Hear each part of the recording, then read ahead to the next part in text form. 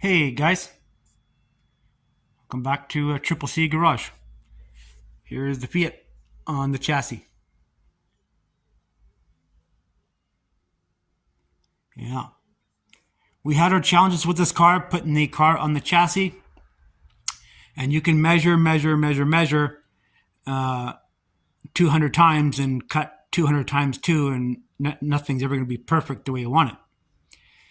We're going from one breed or one variety of apples to another variety of apple, and sometimes they just don't match.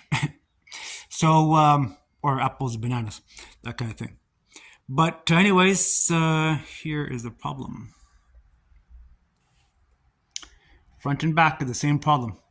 We're not going to take the chassis down any lower. This is actually the height we're going to keep it at. Well, sort of. But I learned something from watching rat rods from Africa. Dev, you're a really good guy. I like your videos. Thumbs up to you, brother. I learned lots about these Nissan chassis. You can lower the front end, but just in the torsion bars. I knew something about that when I started playing around with S10s but I knew about raising it, but I didn't know about lowering it. But I guess you can mess around with the torsion bars and lower the crap out of this thing, and then I can lower it about 4 inches, which it needs. The back too, you put blocks in there. So why is the fender scribed? Well, being we can't put the engine any more forward, there's a place to put the radiator, and it's right to the front. I had to cut out the rat support for the car too. And anyways, the plan of it now is I did this many years ago on a project. I actually did this on the Fargo, actually, believe it or not. One of my Fargo projects I did this too. But I had to move the fender. I'm going to have to move the fender, cut it out through there, and move it back about 4 inches. So the wheel is pretty much centered in the wheel well. So, yeah, it's a big job, yes, but there's really nothing in the inside stopping it other than the inner panel in there, which I'm going to cut and move the fender back. It's not really a big deal. Just have to take about 4 inches out of there and move the fender back. So it's perfect, right? And same thing with the back. I'll show that to you in a minute. But yeah, it is creased there. And it creased because there's no structure in the fender. And once we get this cut out and everything, actually before I get it cut out, before I start cutting anything, I'm going to have to put structure on the inside of this fender here so things are more sturdy. So gonna have to actually build a inner fender for it. And of course, my budget is now to zero because I spent a lot of money on saw blades. But anyways, now I'm short. I wanted to get a sheet of 18 gauge sheet metal to work on this project. Now I have to find scraps and all sorts of stuff. I got lots of sheet metal kicking around. Just have to make it work. And bits and pieces I saved for the car. And we got where is it? Bender right there, which you're going to do a little review on once we get it. It's just an 18-inch bender, but benchtop bender, but it'll work. I would like to have a nice big one like Def has there in his shop. So, but just the finances don't work for that, and to build one right now just doesn't work. The 18-inch one will work fine. So yeah, it's been a real struggle with this thing, and we'll get up and show you guys what we've done. Like I said, building rat rods, this is the ugly. Once you start fabricating, it's more and more nicer, maybe. Oh, there's my gantry crane with the hoist on it. Man, what a lifesaver that is. It's amazing. So yeah, engine does sit up kind of high. We're going to have to fabricate some stuff on the hood, maybe put a hood scoop or something on it to give it some height in here. You see there's not much space in there for a radiator. We're going to have to change it and put an electric fan on there on the front. And it's kind of dark, I know. Take this off here and stuff and go that route. But yeah.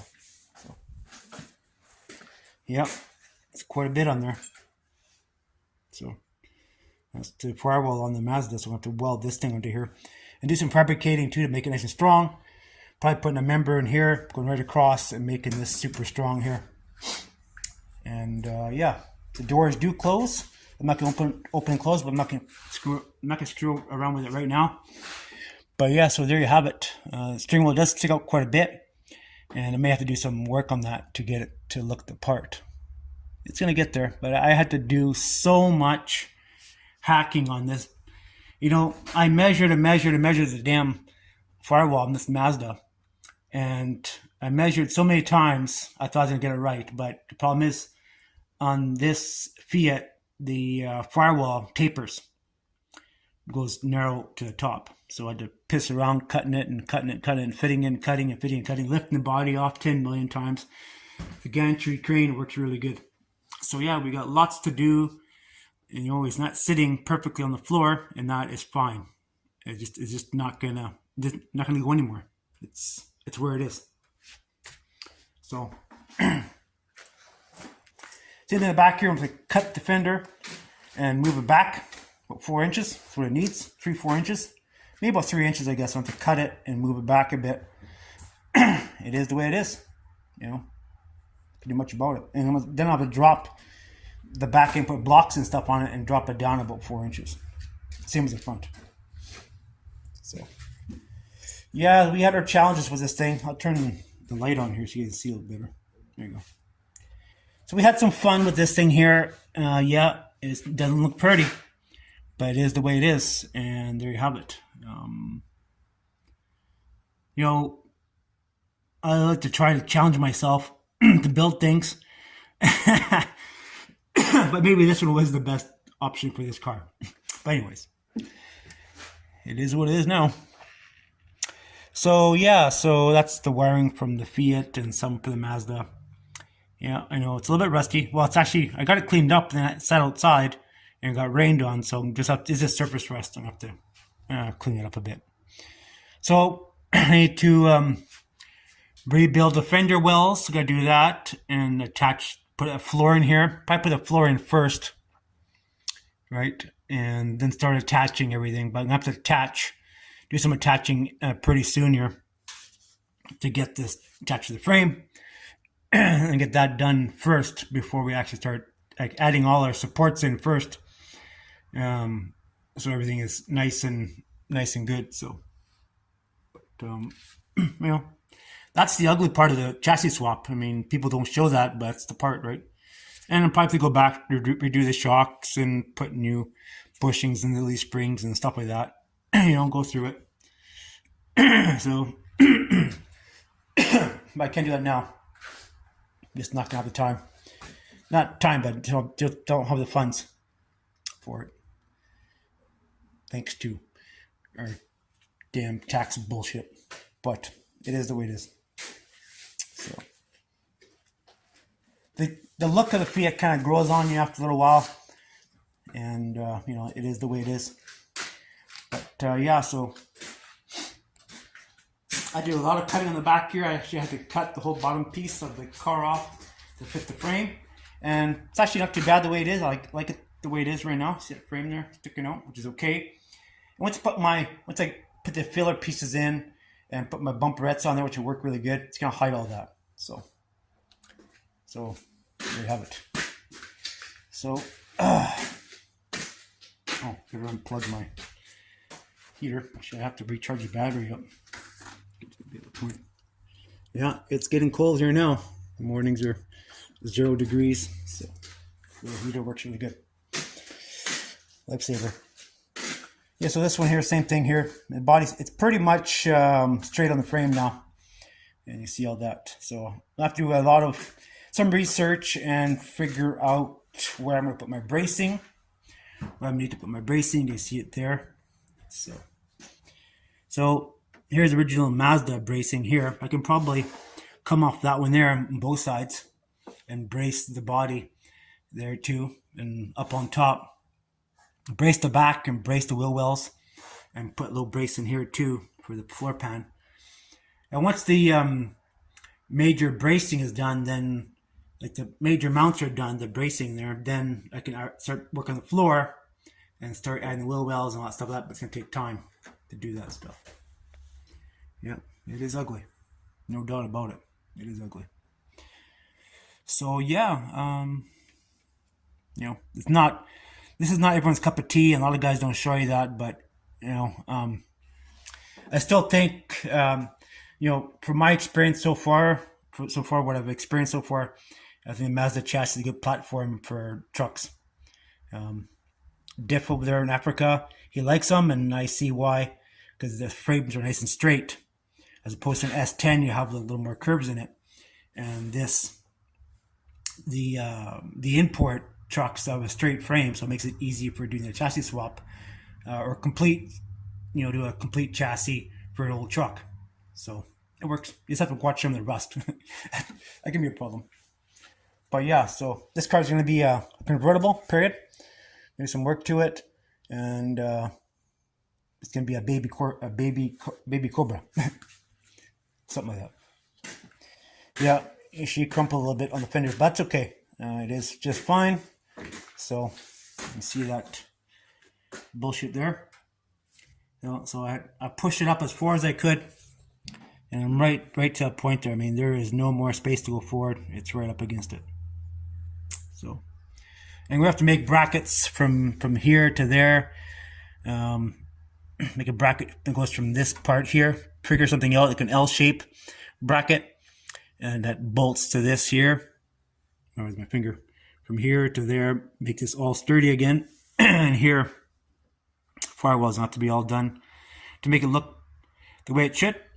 So, you know, there's wiring in there, and all this stuff here is going to have to put a, see in there, going to have to put a panel, see where my hand is here, put panel straight down through here. I'll put some pieces or something to give this some strength. Over here is a bit pain in the ass because the carburetor's here and wiring and stuff like that, but we'll make do. And here too, we got that there and here, and we're gonna have to make a special panel just for the hydraulic clutch reservoir. Yeah, it's kind of beat up, you know, but it is the way it is. So here, I don't know, we're gonna have to maybe cut this out here a little bit, cut it out here, and make a special panel to check the clutch fluid, and bleed it and such, and all the lines gonna be in there. Luckily, we didn't break anything, which is good. But yeah, so lots and lots of work to do to get to next phase. Yeah, Fiat metal is garbage. It's super thin. There's so much structure in this car, like so much structure, but the metal's super thin. So, anyways, I'm gonna have to cut this shittery out of here and put a piece in here, like a piece of angle iron and up, and get it sturdy. So grab that piece there. So we didn't break the window, so it was a good thing. Did we? Oh shit, we did. Bastard. Yeah, chipped it. Son of a bitch. Yeah. Well, that's what happens when you're building hot rods. I'm sure that's not gonna be cheap to do. No, whatever. It is what it is.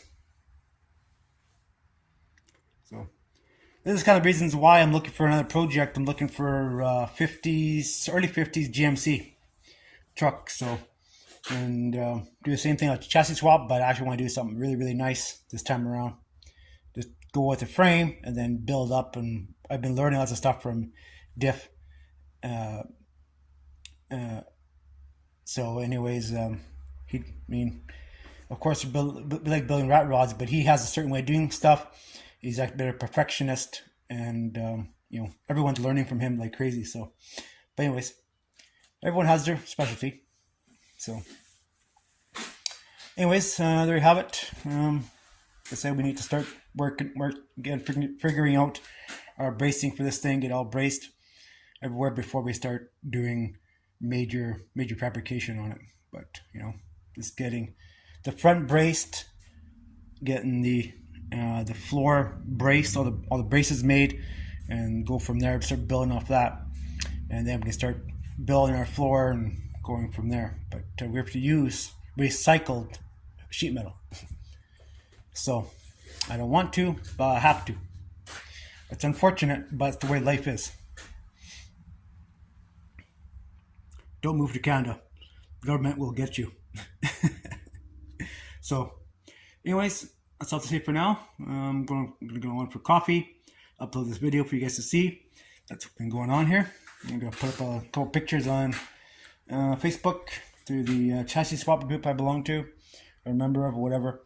And, you know, the guy's going to be like, holy shit, what are you doing? What have you done? So, but, you know, you got to make a mess. You make a mess first before you get anywhere. And that's what it is. Chassis swaps on doing inferior things, you never ever know. If this is a truck, this would have been done already, and would have been driving it already. But when it's a car on a chassis like this, it takes time, effort, and we can start thinking about, you know, like I said, with the do the cross member stuff, get all secure and such. Hopefully, don't catch the engine on fire. And go from there. Got my welding blanket there. So, yeah, so lots and lots of things to think about. So stay tuned for more progress on this project here. We got things coming up to do here on the little farm. We need to do before we carry on. But anyways, at least it's on the frame, and it can take the gantry crane now down. Well, keep it up for now, but it's a pretty handy thing to have. It's not really in the way. Well, it might get in the way. So. All right, guys. Well, at least now we can move the Fiat back and forth. So don't be alarmed. It's not going to stay this height. We're going to be dropping it down 4 inches yet, and it'll be looking a lot better. So, all right, guys. Thanks for watching, and see you in the next one. Ciao.